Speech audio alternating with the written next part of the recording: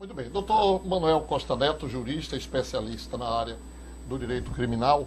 O país vive momentos de sobressaltos a cada dia. Os noticiários nos mostram barbáries que são cometidas por marginais e com um percentual muito grande de menores. E muitos defendem que a redução da maioridade penal poderia não acabar, mas pelo menos melhorar essa situação. O que é que o senhor acha? Eu faço um paralelo da redução da maioridade penal com as outras maioridades. Por exemplo, há tempos atrás nós tínhamos a maioridade eleitoral, que foi reduzida para 16 anos. Tínhamos a maioridade civil, que foi reduzida para 18 anos. Isso se faz a partir da conscientização do agente, ou seja, o país hoje, a sociedade hoje não é aquela do início do século XX. Significa dizer que a maioridade ela é fixada pelo potencial conhecimento da ilicitude. A pergunta feita é a seguinte: um adolescente de 16 anos tem conhecimento de que matar é crime? De que pode furtar, de que pode roubar? Por que é que foi reduzida a maioridade civil, por exemplo? Porque a pessoa aos 18 anos já é considerada adulta ou precisa dos 21? Essa questão deve ser entendida sob o ponto de vista da informação. Nosso jovem hoje, nosso adolescente de 14 anos, por exemplo, ele não é mais aquele adolescente do início do século XX. Por exemplo, nas questões sexuais, nós tínhamos crime de sedução, aproveitar-se da inocência de uma mulher de 14 anos de idade, etc, etc, etc. Quem é hoje que com 11, 12 anos acredita em cegonha? Com certeza não. Então, Papai Noel, diante de Papai Noel, diante do nível de informação que os jovens têm acesso, mais inclusive do que muitos adultos, a visão de mundo dele muda completamente. A visão de mundo mudando, ele vai então ter os ônus de todos esses bônus. Significa dizer que nós teremos que ter um posicionamento em relação à maioridade penal. O que se alega para não reduzir é a questão da falta do Estado. Ora, eu acredito que nós temos a mesma faixa de idade. Nós somos criados num regime monárquico. Seus cabelos brancos, doutor. Num regime monárquico, onde o pai nosso, ou os pais nossos, eram os únicos chefes da família, onde imperava um poder despótico, era o sim pelo sim, o não pelo não, não tinha explicação. Nós não tínhamos como retrocar qualquer ordem recebida. Nós tivemos uma formação em cima da autoridade, da hierarquia e justamente dessa autoridade que era despótica. Então, dos pais se exigia esse comportamento. E assim, a maioridade era mantida em 18 anos de idade e nós tínhamos uma formação X. Houve a Constituição. E com a Constituição, muitos desses poderes despóticos dos pais foram relaxados. Ou seja, a família deixou de ter um único chefe, passou a ter dois, uma divisão, uma maior liberdade na sua Constituição, uma relação pai-filho, diferentemente daquele poder hierárquico, daquela disciplina, daquela obrigatoriedade. Hoje se incentiva justamente a convivência, o princípio de solidariedade, de afetividade. Então, os pais relaxaram numa parte e não estão cumprindo o que o poder público mandou. E a Constituição mandou justamente que ele tivesse uma atuação presente como paternidade responsável. Muito bem. O deputado André Moura é autor da PEC 57/2011, que tramita no Congresso Nacional e pede a redução da maioridade penal de 18 para 16 anos. Por quê, deputado? Batalha, exatamente porque nós temos acompanhado o aumento cada vez maior da criminalidade cometida por esses adolescentes entre 16 e 18 anos. E o que é mais grave, não é? Os líderes aí das quadrilhas de sequestro, de assalto a banco, enfim, de extermínio, eles utilizam-se hoje cada vez mais, isso é dados do Ministério da Justiça, desses adolescentes, desses menores, porque sabem, e utilizam eles como testa de ferro, porque sabem que eles sendo presos, eles ficam praticamente que impunes. Porque hoje o Estatuto da Criança e do Adolescente deixa praticamente eles impunes. Você vê crimes bárbaros acontecendo, como é o caso da dentista, que esta semana, não é, todo o Brasil ficou comovido, e ela por 4 pessoas, mas o que ateou fogo nela era um menor de idade. E esse menor de idade, pode ter certeza, Batalha, não tenha dúvida do que eu estou dizendo, daqui a mais 30, 60, 90 dias está livre, né, de volta ao convívio da sociedade, como se um anjinho fosse, um santo fosse, e nada tivesse cometido. Então, a legislação atual dá ao jovem, ao adolescente, melhor dizendo, essa consciência plena, que hoje a legislação os favorece e deixa eles impunes. Eu tenho conversado, por exemplo, tenho feito pesquisa com muitos policiais de todo o Brasil.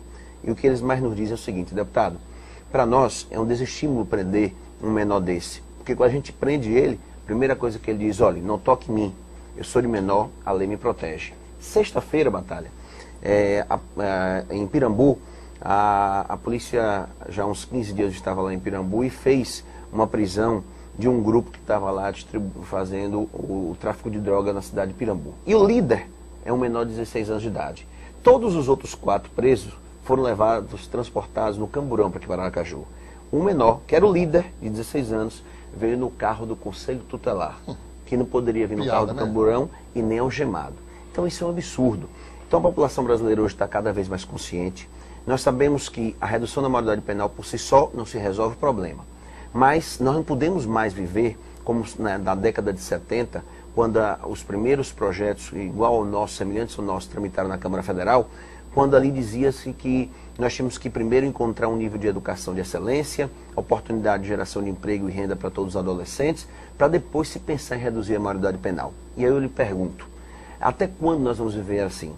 Será que em algum dia, em algum tempo no nosso país, nós vamos dizer assim: olha, agora nós temos um nível de excelência, né, que é o melhor que nós podemos oferecer aos nossos adolescentes. Temos oportunidade de geração de emprego aí e, consequentemente, de renda para todos os adolescentes. Só um trabalho quem não quer. Para a partir desse momento, se pensar em reduzir a maioridade penal, mais 10, 20, 30 anos, e esses adolescentes vão ficar aí, né, matando cada vez mais e tirando vida de pais de famílias e trabalhadores? Por que a vereadora e defensora Emília Correia é contra a redução da maioridade penal? Então, Batalha, veja, é um assunto muito polêmico, é um assunto muito complicado, mas em primeiro lugar eu preciso cumprimentar meu professor, doutor Manuel Costa Neto, juiz de Direito, e o deputado federal que defende, inclusive, a derrubada do veto em relação à Defensoria Pública, que é um ponto, Batalha, que muito forte o que ele está fazendo, porque veja, aí eu vem um monte de situação que leva à violência. A violência não é novidade, a violência é uma coisa velha. A violência ela só cresce. Por quê? Porque tudo que existe para contê-la não está funcionando. E ninguém para pensar nisso, né? Então é um complexo a violência quando você imagina o menor de 18 anos, né, que hoje até o seu tamanho é diferente, por isso impressiona muito, que antigamente eles eram menores, eram mais magrinhos, hoje são enormes, o de 10, o de 12, o de 14, por aí vai. Então isso já impressiona muito. Mas veja, o que está acontecendo? Essas mudanças todas, as mudanças, olha, famílias desestruturadas, é um complexo de coisa, é um problema social. A redução não pode ser vista como a mídia está fazendo, porque pelo que eu vi, em termos de percentagem, pode ter uma ideia que 8% dos crimes, somente 8% dos crimes no Brasil são elucidados. Por quê? Porque não temos provas técnicas, não temos segurança para que os magistrados estejam julgando com segurança. Os magistrados julgam muitas vezes por ouvir dizer, por provas testemunhais, e prova técnica não tem. Então isso já gera impunidade, isso já gera incerteza, isso gera violência. Então tudo isso deve ser analisado antes de se chegar a uma redução. Porque o Brasil tem uma realidade diferente dos outros países. A gente não pode copiar tudo que os outros países fazem, porque deu certo lá, vai estudar a realidade de lá, vai ver a realidade de lá. Então, tudo nosso está falido. Tudo que poderia construir o cidadão como útil está falido. Então, famílias desestruturadas, eu anotei aqui, as ausências totais de políticas públicas. Não adianta mudar o Código Penal, não adianta mudar a Lei de Execuções Penais, não adianta mudar o ECA se não tiver políticas públicas. Todo mundo sabe disso. Então a gente vai mudar. E aí, como é que vai acontecer? E a superlotação dos presídios, que já existe hoje, como é que vai acontecer logo depois da redução? Vamos jogar eles lá também? Não vai conter, não vai conter. Então eu vejo assim, existem outras soluções que devem, por isso, com todo respeito, deputado, que os outros projetos não foram adiante. Quais são as outras soluções? As outras soluções, vamos trabalhar a educação, oportunizar na educação. João está fazendo isso aqui, em Aracaju, está dando exemplo. Horário integral. Olha, se o jovem tiver oportunidade, se o jovem tiver educação, se for mostrado isso, todo jovem pode ser transformado. E mais, isso não se começa depois que eles são adolescentes, se começa na fase da criança. Agora, em Brasília, semana passada, aconteceu o primeiro seminário internacional do marco da primeira infância. Isso começa lá no ventre. É claro que numa família, às vezes, tem 4 filhos, 3 se dão bem e 1 parte para a marginalidade. Mas, olha, é exceção. A regra é que, se tiver condução digna, se respeitarem os princípios constitucionais, a gente encaminha o jovem para ele ser um cidadão útil. Isso sim é bom para a sociedade. Concorda com isso, deputado? Não, veja, eu entendo, Batalha, que as oportunidades e as políticas públicas nós temos que trabalhar para poder dar oportunidade realmente ao adolescente. Agora, eu volto a fazer a mesma pergunta que eu já fiz na minha primeira participação. Quando nós vamos chegar no Estado brasileiro, não é, a ter todas essas políticas públicas colocadas pela vereadora aqui à disposição das nossas crianças, dos nossos adolescentes, para que depois nós possamos imaginar e começar a discutir a redução da maioridade penal? A população brasileira entende hoje que a redução da maioridade penal contribui.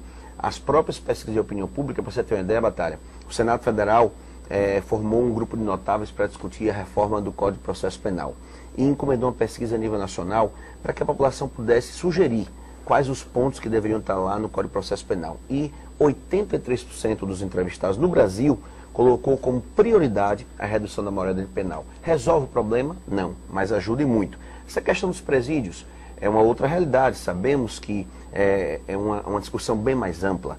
Agora, até quando, eu volto a repetir, nós vamos ficar discutindo as questões dos presídios e vendo esses adolescentes aí matando, tirando a vida de parte de famílias de trabalhador dia a dia, sem a gente tomar as providências.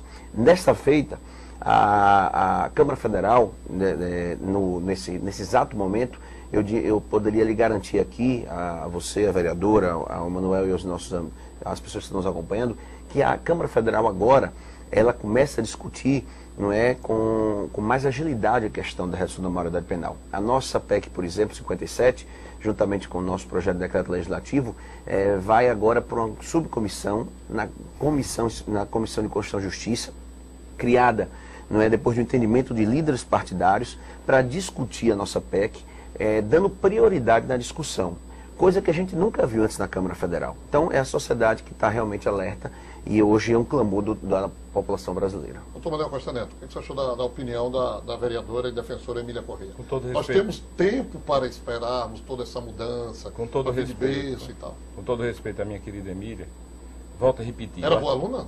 Excelente. Artigo 227 da Constituição diz que a formação da criança e adolescente é a atuação do Estado e da sociedade. Dentro da sociedade nós temos a família. E com todo respeito, mais uma vez eu reitero, que segundo Divaldo Franco, nas palavras de Joana de Ângeles, a escola forma o homem. A família forma o homem, a escola forma o cidadão.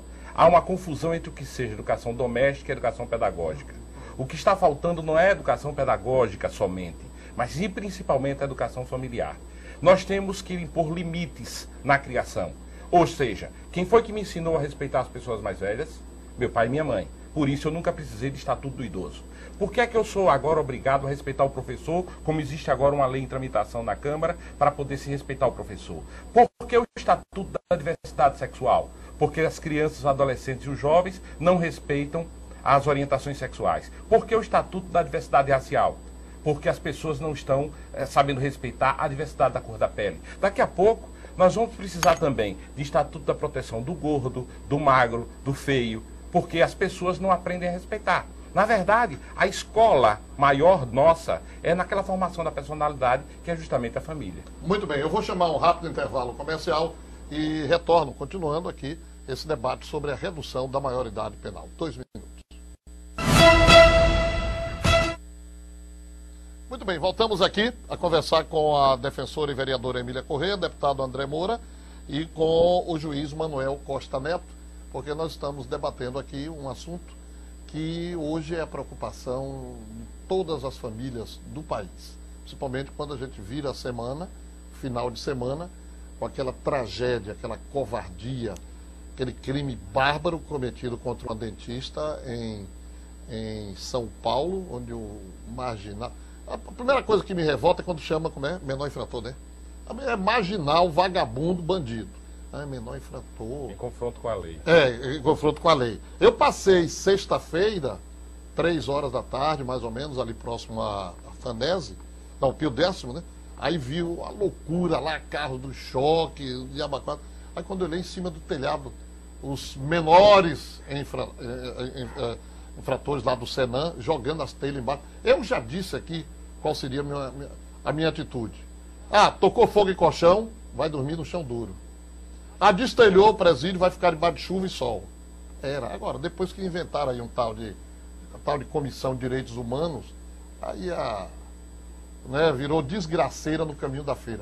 Já desafiei aqui essas comissões de direitos humanos. Semana passada, domingo passado, ali no antigo posto Aracaju, um sargento foi baleado em confronto com os marginais. Será que essa Comissão de Direitos Humanos aí andou fazendo visita à família desse sargento? E de policiais outros mortos? Eu já desafiei, me traga aqui um relatório de visitas da Comissão de Direitos Humanos a familiares de policiais mortos ou feridos em confrontos com bandidos. Agora, toque o dedo em um marginal desse. Pelo amor de Deus, lá vem a Comissão de Direitos Humanos e tal. Então, isso, eu prometi a Emília que não ia participar desse debate aí. Mas não consigo resistir. Ver um crime desse bárbaro. O outro, ontem à noite, mostrou também, não se sabe quem, sabe que são menores que tinham como prazer lá no interior de São Paulo, pegavam cachorro e tal, o pobre do animal indefeso, amarravam na linha de trem. Quer dizer, não dá vontade de pegar um sujeito dele, amarrar as duas pernas dele na linha de trem?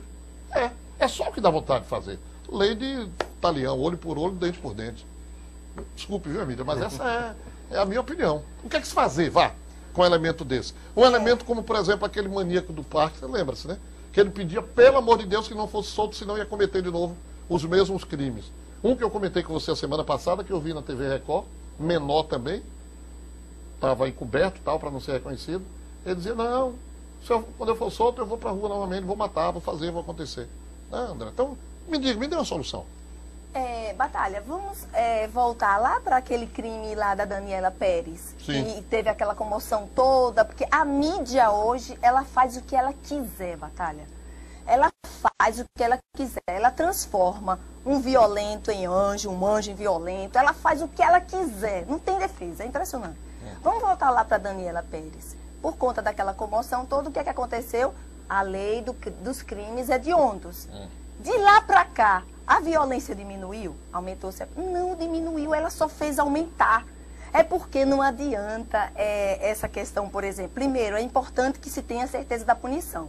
As nossas leis são excelentes textos, mas no final das contas não se está se punindo. Por quê? Porque todo o sistema de justiça que precisa, é necessário acontecer, a justiça precisa de elementos para se punir, e se punir, logicamente, aplicando a lei. E às vezes não ocorre, como eu dei o exemplo do Instituto de Criminalística do Brasil, de Sergipe, ele não existe. Então não temos provas técnicas, né? Então, o que ocorreu? Veio a lei dos crimes hediondos e não se diminuiu a violência. Os crimes, em sua total maioria, cometidos pelos maiores. Por que não punir os maiores que se utilizam dos menores? Por que não se é mais rigoroso com eles, para se evitar de punir o menor que tem uma formação totalmente inadequada nesse país? Totalmente inadequada. Aí o doutor Manuel Costa Neto coloca, hoje o jovem tem muito acesso à informação, não é o jovem de ontem. Que informação ele tem? Todas. Todas. A maior parte de violência, os filmes são violentos, o que se passa em televisão, as notícias são de violência e de promiscuidade. São as maiores informações, estão na mão, no dedinho do jovem. Acabou. Aí ele fica violento. Pode votar? Ele pode, mas... Pode fazer filho? Ele pode votar, ele pode fazer filho, sim, né? Ele pode, essas coisas todas, mas ele está convivendo... E por que não pode, minha querida Emília, pagar pelos crimes cometidos? Então, eu vou te responder, ele tem que pagar, e deve pagar, porque uma criança de 8, de 7, sabe o que é certo e o que é errado, sabe, tem que pagar, mas tem que pagar, lembrar que aquela pessoa ainda está se formando como cidadão. Então, vamos voltar aqui. Como é que paga? Eu vou responder, se me deixarem. Como é que paga? Sabe onde? Vamos voltar lá para o ECA. O Alckmin tem um projeto que eu acho interessante. Por que não aumentar essa sanção? Por que não aumentar de 3 para 8, como ele sugere? Ora, já era, e ali muda, altera-se a pena, a sanção e o internamento, porque veja, os que estão no Senam estão internos ou estão presos? Tecnicamente, internos. Na prática, presos. São inúteis, estão só ali com violência, não tem o trabalho para ressocializá-lo. O que esperar de um jovem desse? Não tem o que esperar de um jovem desse. Interno, sim, que vai dar cuidado, vai tratar, vai ensinar, vai praticamente fazer o que não foi feito antes de chegar ali. Coloca para 8 anos, eu acho mais razoável. O Luiz Flávio Gomes disse que a tese da redução, ela é inconsequente, ela é incorreta, é o entendimento dele. Ele disse que, como também o ECA, não é razoável ser, no máximo, 3 anos, ser regra e inflexível, no máximo 3 anos. Não, tinha que flexibilizar isso aí, entendo que 8 anos para tratar como interno e não como marginal. Vai jogar esses adolescentes todos aí, lá André, junto com os marginais. André, você tem um projeto de decreto legislativo 494 que visa a realização de um plebiscito. Exato, Batata. Exato, porque a gente sabe que é um tema um tanto quanto polêmico. A prova maior está aqui esse debate. E exatamente por ser polêmico, é que nós estamos propondo. Aqui não está tão polêmico não, viu? Está 3-1 e fiz uma 3-1. pesquisa. Se fizer uma pesquisa aí fora. Não tem dúvida. E outra coisa, se falar em pesquisa, é um dado, no início do ano 2000, dos anos 2000, todas as pesquisas que se discutiam a redução da maioridade penal geravam em torno de 60% da população que era favorável. Hoje, é algo em torno de 93% da população brasileira favorável à redução da maioridade penal. Então, por conta disso, né, por ser um tema polêmico, nós estamos tramitando com o projeto de decreto legislativo, já tem parecer favorável na Comissão de Constituição e Justiça, é o deputado Efraim Filho da Paraíba, que já apresentou o relatório, deve estar indo para votação na próxima semana, e eu acredito, Batalha, que vai ser aprovado na CCJ e segue para o Senado, porque ela tem o poder terminativo, a CCJ, e caso seja aprovado no Senado, nas eleições do próximo ano, paralelo a elas, para não gerar despesa para o país, nós teremos esse plebiscito para que a população brasileira ela possa opinar se é favorável ou não a nossa PEC, a PEC 57, que propõe a redução da maioridade penal.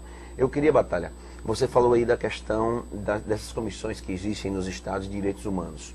E aí eu já participei de debates como esse em vários outros estados, por telefone, em emissoras de rádio, e em todos sempre tem membros dessas comissões que são contrários e debatem conosco. E a todos eles eu sempre fiz uma pergunta. A todos. Perguntei a eles o seguinte: tudo bem, vocês são contrários, são de comissões de direitos humanos. E fora da teoria, na prática, o que foi que você ou qualquer outro membro da Comissão de Direitos Humanos já fez por um adolescente desse que está preso no Senam, no FEBEM? Já foi lá, já pegou um deles, já levou para dentro de sua casa para poder criar, para poder educar, para poder dar a ele um novo padrão de vida? Já levou para o estabelecimento comercial seu para botar lá como office boy para trabalhar e assim no final do dia pegar todo apurado, entregar ele e dizer: vai ali, inocente, no banco e deposite ali pra gente? Nenhum até hoje, Batalha. Então, a teoria é muito fácil. Agora, a prática hoje é a realidade que nós estamos vivendo. E a realidade hoje é assustadora. Mesmo porque essas crianças, volto a repetir, estão conscientes que hoje a legislação em vigor no país os protege. E nós temos exemplos aí em outros países, e isso é dado, que reduziram a maioridade penal. Por exemplo, na Itália é 14 anos, na França é 14 anos, nos Estados Unidos tem alguns estados que são 10 anos. 10 anos, E verdadeiramente o índice de criminalidade praticado por esses menores diminuíram, porque, como falou o doutor Manuel Costa Neto aqui, hoje eles dizem o seguinte: vou praticar até 18 anos, depois de 18 anos eu paro.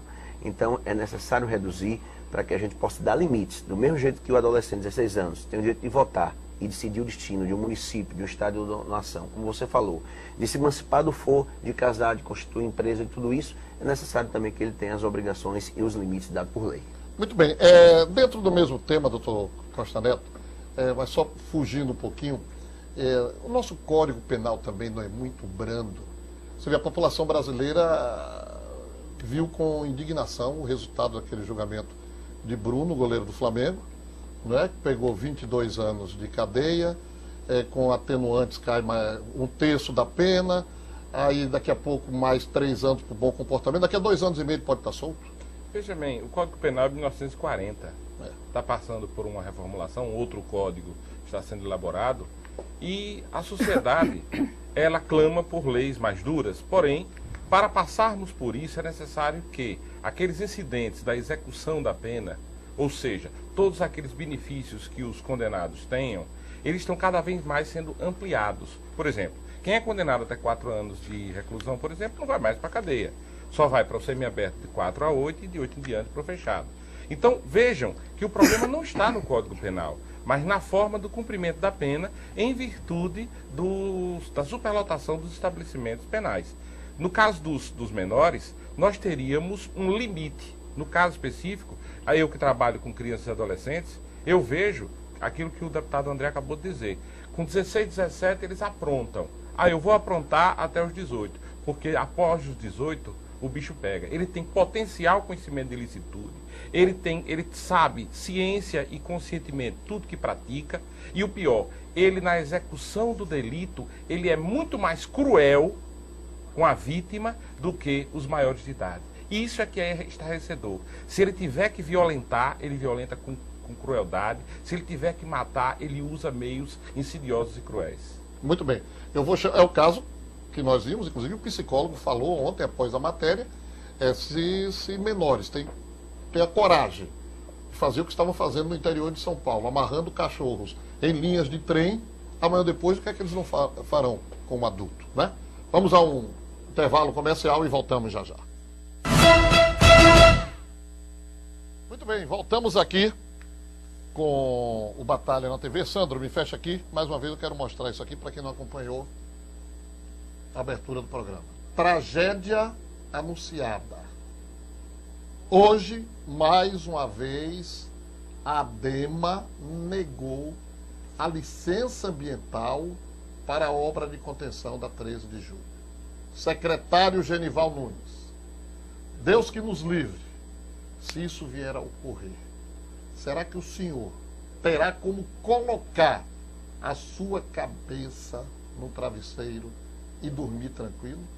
E se vidas fossem ceifadas? Eu quero até parabenizar que eu obtive a informação que hoje pela manhã criou-se uma polêmica lá na coletiva com o repórter Barroso Guimarães, porque no momento em que o secretário defendia que precisamos ter cuidado com a supressão do mangue, aí o Barroso Guimarães o questionou. Secretário, o que é que vale mais? A vida de um ser humano ou 1 metro, 2 metros, tal de manguezal? Ele disse, não, mas o mangue também é um ser vivo. É um ser vivo, mas não é humano, secretário. Por mim, acabe-se todo o manguezal, se for o caso. Agora, que uma vida não seja ceifada. E mais, o senhor está esquecido que se fosse por essa preocupação toda com o manguezal, o senhor não moraria em Aracaju. Porque Inácio Barbosa, quando fundou Aracaju, ele o fez lá na colina de Santo Antônio. Não fez aqui embaixo, porque aqui embaixo tudo era mangue. E aí, com o tempo, o ser humano, a Coroa do Meio, Igreja São José, Praça Tobias Barreto, Rua da Frente, tudo mangue, tudo manguezal, né? Então, vale muito mais uma vida do ser humano do que todos os quilômetros de manguezais que o senhor possa defender. Outra coisa, eu já contei esse exemplo e volto a falar. Outro dia eu entrevistando um colega de Emília, o vereador Aguinaldo, que é médico. E eu dei um exemplo aqui, e que ele me parabenizou. Eu disse que existem casos e casos. Se eu vou me submeter a uma cirurgia de rotina, alguma correção de algum problema, e eu tenho tempo para isso, eu realizo todos os procedimentos necessários. Exames cardíacos, exame coagulante de sangue, aquele que tira da orelhazinha, tudo mais. Mas Deus livre e guarde. Se eu sofro um acidente e sou internado às pressas em um hospital de urgência, eu sou operado de qualquer maneira para salvar minha vida. Aí o doutor Aguinaldo acrescentou, se for o caso, Batalha, o médico tem que lhe operar até sem as luvas. O importante é salvar a vida. E, Genival, essa é a questão. A 13 de julho está na UTI. e pode morrer a qualquer momento, tá? Pense nisso hoje à noite quando você for deitar, tá bom? Só também fugindo um parêntese, André, você é autor da PEC da Defensoria Pública, que foi aprovada por unanimidade e vetada pela presidente Dilma, né? Unanimidade no Congresso Nacional, Câmara e Senado, Batalha, sem um voto contra. E a presidenta Dilma vetou, no que eu entendo, já disse isso no parlamento, que é um desrespeito ao parlamento, não só os defensores públicos, não só a população mais carente do nosso país, que precisa tanto das defensorias públicas, mas acima de tudo, né, uma falta de prestígio nossa, de nós parlamentares, a presidenta Dilma vetar um projeto tão importante que dá oportunidade, né, às defensorias públicas a ter autonomia, para que possa atender melhor as famílias carentes. Mas eu tenho certeza, tivemos uma conversa com o presidente da Casa, o deputado Henrique Eduardo Alves, e com o presidente do Congresso, o senador Renan Calheiros, e que nos assegurou, Batalha, que na primeira convocação do Congresso Nacional colocará na pauta o veto das defensorias públicas. Nós vamos derrubar para fazer justiça com a defensoria pública e mostrar que o parlamento tem que ter em determinadas posições firmes e, acima de tudo, a presidenta tem que nos respeitar e respeitar quem precisa verdadeiramente do auxílio jurídico das defensorias públicas. O que é que mudaria com a aprovação? Pois é, então, isso a gente tem uma eterna gratidão, né, por essa luta aí do deputado André Moura. Isso é muito importante. Isso é tão importante, inclusive, reflete na questão da violência. Como eu estava dizendo aqui, Batalha, o direito de defesa todos têm. Então, o presídio hoje superlotado. E há uma violência muito grande lá dentro. Eles são rebeldes, eles estão desesperançados de tudo, eles não acreditam mais que eles possam ter uma oportunidade, nem mesmo do direito de defesa. Então, quando eles sabem lá que eles vão ter defesa técnica através de uma defensoria pública que vai estar em todas as comarcas, se acontecer a autonomia, isso já ameniza a violência lá dentro, porque gera esperança na pessoa que está presa. Independente do que tenha cometido, Batalha, nós às vezes nos separamos um pouco, achamos que nunca vamos estar numa situação daquela e ninguém sabe de nada nessa vida, absolutamente nada. Mas a gente pode ter uma condição melhor e se safar do problema, ou seja, ter defesa, ser absolvido ou condenado, não importa. O importante é que se cumpra a lei.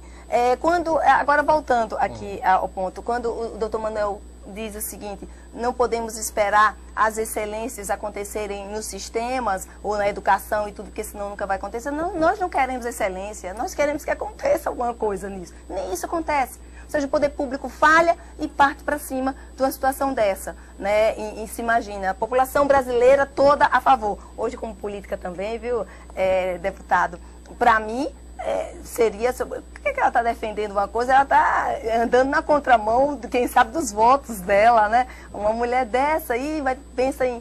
É contra, não é bom. Não, é uma questão de convicção, porque sou defensora pública criminalista. Eu sei um lado e o outro. É vítima por cima de vítima. É vítima aquele que foi agredido e é vítima do sistema o agressor.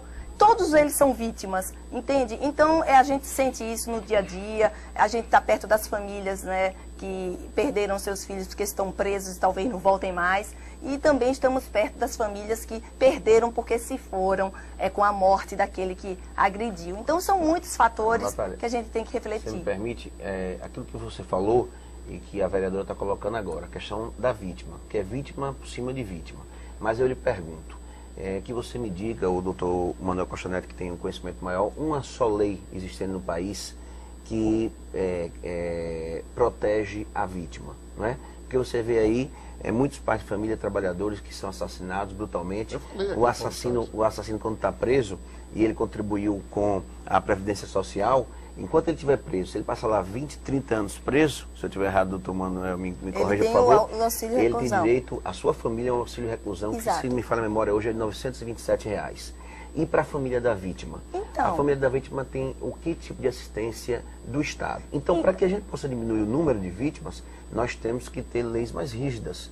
E aí eu tenho certeza que a redução da maioridade penal contribui para isso. Agora, nós não podemos estar somente aqui legislando, pensando em dar oportunidade e não dar a esses menores também os seus limites. Tem que andar nas duas coisas, trabalhar sempre. Eu falei há poucos instantes, doutor Manuel Costa Neto, daquele caso que causou espanto a todos, o julgamento final do Bruno, E eu trouxe aqui o Manuel Castro, que hoje faz parte da Comissão de Reforma do Código Penal do Senado. Né?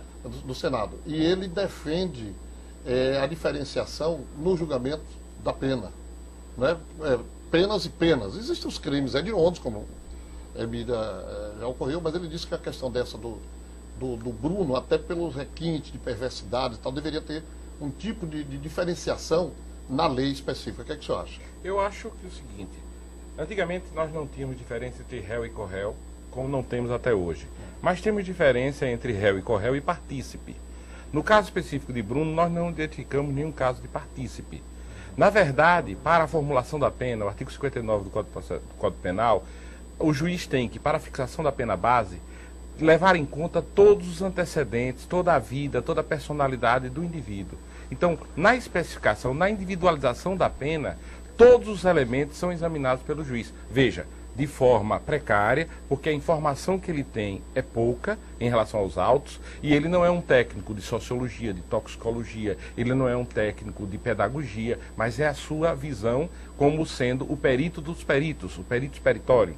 No caso específico de Bruno, houve uma maquiagem muito grande. Porque, veja, a mulher teve um filho, já estava acertada a conta dos alimentos, tudo certinho. Ela não morreu por causa da pessoa do filho. Ela morreu porque ela sabia demais. Ela sabia que a casa de Bruno era um ponto de venda de droga. Ela quis extorquí-lo, exigiu 50 mil reais. Ele chamou até Belo Horizonte, deu 30. Na verdade, foi atraindo a vítima para matá-la. Na verdade, verdadeira, o motivo do crime não foi simplesmente a existência da criança. Foi, na verdade, o fato dela saber demais. Foi uma queima de arquivo.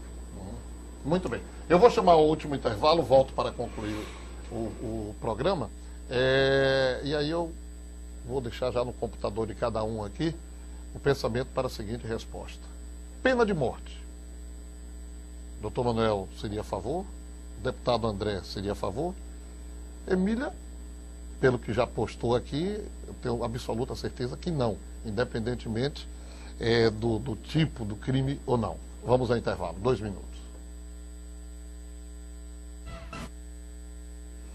Emília Correia, contra ou a favor a pena de morte?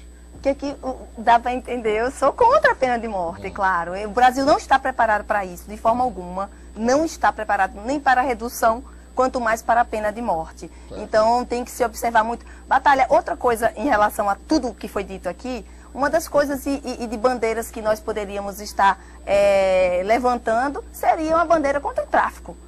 Que é ela que está comandando os maiores, os menores, e que está assegurando tudo isso. E, no entanto, a gente não vê essa bandeira, e a gente até entende, porque sabe que tem muita gente forte por trás disso, e é muito arriscado tocar nesse assunto. Mas isso certamente diminuiria a violência, porque tudo gera em torno da droga hoje e do tráfico. Um abraço então, viu, Emília? Satisfação muito grande. Deputado André Moura, contra ou a favor a pena de morte? Eu sou contra a batalha. Eu sou contra. Eu acho que. Aí eu concordo com a vereadora Emília. Eu acho que o Brasil ainda não está preparado para a pena de morte. Eu sou a favor de leis mais duras, mais rígidas, não é? De uma reformulação do Código de Processo Penal, que começa agora a parte da Câmara Federal a ser feita, para que nós tenhamos leis naturalmente mais duras, mas eu entendo que o Brasil ainda não está preparado para a pena de morte. Um abraço, viu, André? Vai hoje para Brasília? Hoje ainda para Brasília. Muito bem. Doutor Manuel Costa Neto, contra ou a favor? Da mesma forma como a gente não admite a eutanásia, a pena de morte, na verdade, é uma eutanásia criminal, ao lado da eutanásia eugênica, das outros tipos de eutanásia. Se iríamos ferir de morte o doente social. Na verdade, nós teríamos que ter a ideia de que o homem é capaz de ser, ou seja, de ser reapreciado. Ele pode mudar seus conceitos, mudar a sua vida. Quanto à questão do tráfico que a doutora Emília travou, só existe traficante porque existe consumidor.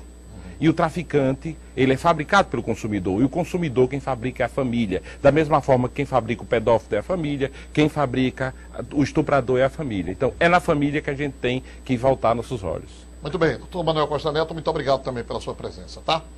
Olha, o próximo tema que traremos aqui para debate será homofobia. Você é contra ou a favor de união entre pessoas do mesmo sexo e adoção de bebês por esses casais? Que agora, depois que Daniela Mercury assumiu, Isso virou um tema discutido nacionalmente, tá? Então este será o tema que traremos aqui. Para concluir, tragédia anunciada. Secretário Genival Nunes. Quem será responsável? Deus nos livre e guarde se essa tragédia acontecer na 13 de julho. Pare, pensa e reflita. Hoje à noite, quando você colocar a cabeça no travesseiro para dormir. Um abraço a todos, muito obrigado pela audiência. Estaremos de volta com Fé em Deus ao vivo amanhã, a partir das 12h30. Um abraço e até lá.